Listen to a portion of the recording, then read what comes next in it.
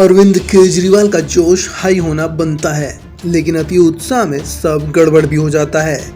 लोकसभा चुनाव में बीजेपी की फजीहत के लिए उत्तर प्रदेश के मुख्यमंत्री योगी आदित्यनाथ ने अति आत्मविश्वास को ही वजह बताया था।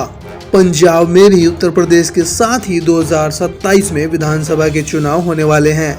आम आदमी पार्टी के लिए अरविंद केजरीवाल ने बीजेपी जैसा कोई स्लोगन तो नहीं दिया है, लेकिन दावा मिलता जुलता ही है। अरविंद केजरीवाल ने अगली बार पंजाब में 100 पार का दावा किया है। बीजेपी ने तो लोकसभा चुनाव में स्लोगन ही दिया था, अब की बार 400 पार। ये जरूरी तो नहीं कि बीजेपी अपना लक्ष्य हासिल नहीं कर पाई तो केजरीवाल भी चूक जाएंगे, लेकिन हालात संभावनाओं को आशंका में कब बदल देते हैं, कहना और समझना किसी के लिए भी मुश्किल होता है। बेशक अरविंद केजरीवाल को आत्मविश्वास लुधियाना वेस्ट की जीत से मिला है, लेकिन जितनी मेहनत लुधियाना के लिए आम आदमी पार्टी ने की है, क्या उतनी मेहनत पूरे पंजाब विधानसभा चुनाव में संभव है? दिल्ली के जख्मों को बुलाने का मौका बड़े दिनों बाद आया था। अरविंद केजरीवाल भी दिल्ली में काफी सुकून महसूस कर रहे थे। पंजाब की जीत के लिए भगवंत मान को भी अरविंद केजरीवाल ने बधाई दी। पंजाब और गुजरात के नेताओं से मुलाकात का बड़ा ही खुशनुमा माहौल बना था। कुल मिलाकर आगे के लिए नेताओं की पीठ ठोकने और नया टारगेट देने का भी सही मौका था। अरविंद केजरीवाल अपने हिसाब से समझा रहे थे। 2 साल बाद पंजाब का चुनाव है। 3 साल हो गए पंजाब में सरकार चलाते हुए। कहा जाता है कि 3 साल सरकार चलाने के बाद एंटी इनकम्बेंसी आ जाती है, लेकिन जिस मार्जिन से संजीव अरोड़ा जीते हैं, मानो वो प्रो इनकम्बेंसी है।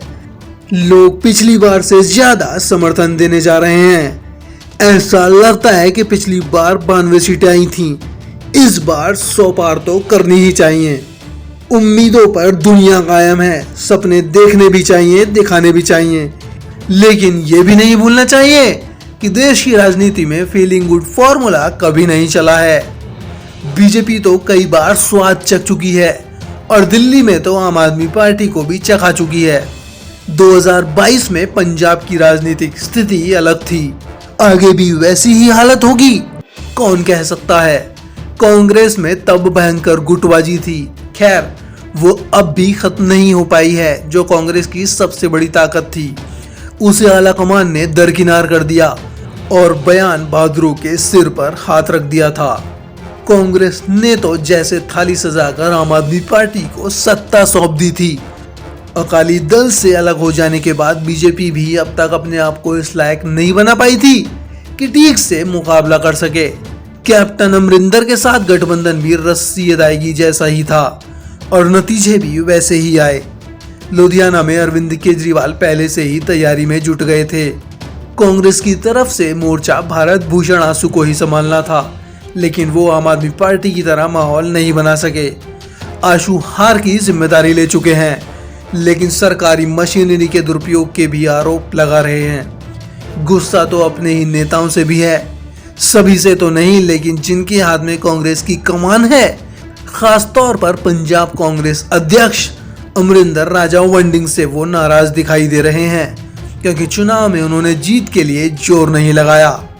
भले ही कांग्रेस में कलह चरम पर हो, लेकिन आम आदमी पार्टी को ये नहीं भूलना चाहिए कि लुधियाना के मैदान में उम्मीदवार अपने बूते मैदान में डटा हुआ था।